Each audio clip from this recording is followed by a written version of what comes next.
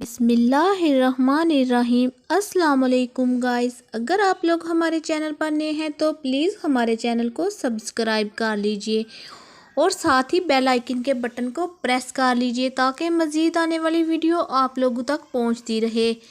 آج کا بیان ایک زندہ شخص پر قبر کے عذاب کا سچا واقعہ بیان کیا جاتا ہے کہ چند سال قبل ایک جماعت صحرا سے آگے ایک چھوٹے سے قصبے میں گئی۔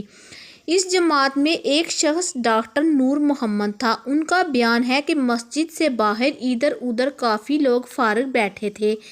ہم لوگ ان کے پاس گئے اور مسجد میں آنے کی دعوت دی تاکہ وہ تعلیم میں شریک ہو سکے۔ کچھ لوگ ہمارے ساتھ مسجد میں آنے پر تیار ہو گئے۔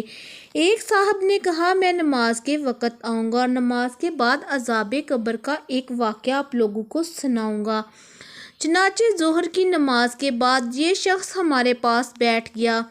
اپنا تعارف کروایا کہ وہ ریٹائرڈ فوجی نوجوان تھا۔ اس فوجی کا بیان ہے، 1970 کی جنگ میں ایک قبر میں اسلحے کا ایک عارضی ذخیرہ یعنی ایک کیمپ لگایا گیا تھا اور کچھ نوجوانوں کے ساتھ اس فوجی کی ڈیوٹی تھی۔ دن کا وقت تھا اور کوئی خاص کام نہیں تھا، چنانچہ اس نے قبرستان میں گھومنا شروع کر دیا۔ اس کا گزر ایک پرانی قبر کے پاس سے ہوا تو یوں محسوس ہوا جیسے قبر کے اندر سے ہڈیاں ٹوٹنے کی آواز آ رہی ہے۔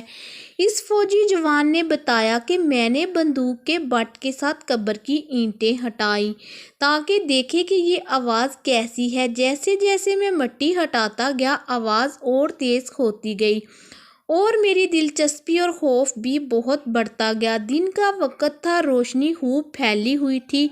کیا دیکھتا ہوں کہ قبر کے اندر انسانی ہڈیوں کا ڈھانچہ پڑا ہوا ہے اور اس پر چوہے کی شکل کا ایک جانور بیٹھا ہوا ہے، اور جب وہ منہ اس ڈھانچے کے اوپر مارتا ہے تو سارا ڈھانچہ اکھڑ جاتا ہے اور ہڈیوں کے ٹوٹنے اور چٹکنے کی آواز آتی ہے۔ میرے سامنے اس جانور نے 3 مرتبہ اپنا منہ ہڈی پر مارا۔ مجھے بہت ترس آیا کہ یہ جانور اس کو بہت تکلیف پہنچا رہا ہے۔ چنانچہ رائفل سے جب میں نے اس جانور کو مارنے کا ارادہ کیا تو وہ مٹی میں چھپ گیا۔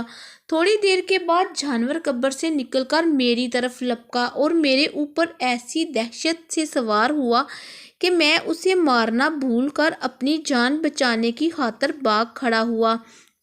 کافی دور جانے کے بعد میں نے مڑ کر دیکھا، وہ جانور میرے پیچھے تیزی سے بھاگا آ رہا تھا۔ قریب ہی پانی کا ایک گھڑا تھا۔ اس جانور سے بچنے کے لیے میں اس جوہر یعنی گھڑے میں داخل ہو گیا۔ میں نے پیچھے مڑ کر دیکھا کہ جانور جوہر کے کنارے پر آ کر رک گیا ہے اور کچھ دیر کے بعد اس نے اپنا منہ پانی میں ڈال دیا۔ یکدم پانی کھولنے لگا۔ میں بھاگ کر جوہر سے نکلا۔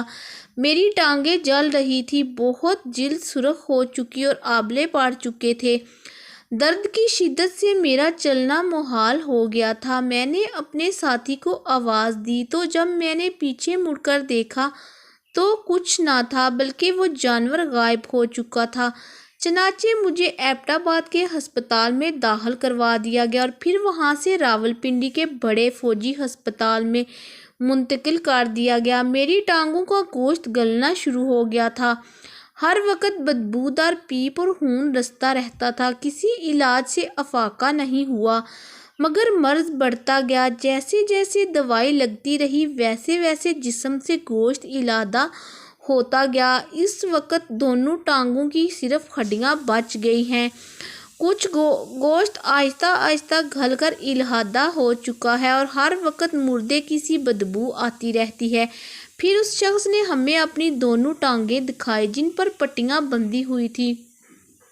اللہ معاف فرمائے۔ اللہ تعالیٰ ہمیں قبر اور جہنم کے عذاب سے محفوظ رکھے، آمین۔ سبق: اس واقعہ سے ہمیں یہ سبق ملتا ہے، بے شک بعض دفعہ اللہ تعالیٰ لوگوں کی عبرت کے لیے دنیا میں ہی اپنے عذاب کا مشاہدہ کرا دیتا ہے، جیسا کہ اس واقعہ میں بھی آپ نے ملاحظہ فرمایا۔ اللہ تعالی ہمیں اعمال صالحہ کرنے کی توفیق عطا فرمائے، آمین ثم آمین۔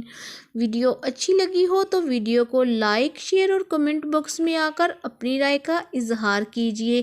اس ویڈیو کے ڈسکرپشن میں دیے گئے لنک پر وزٹ کیجیے۔ اللہ حافظ، شکریہ۔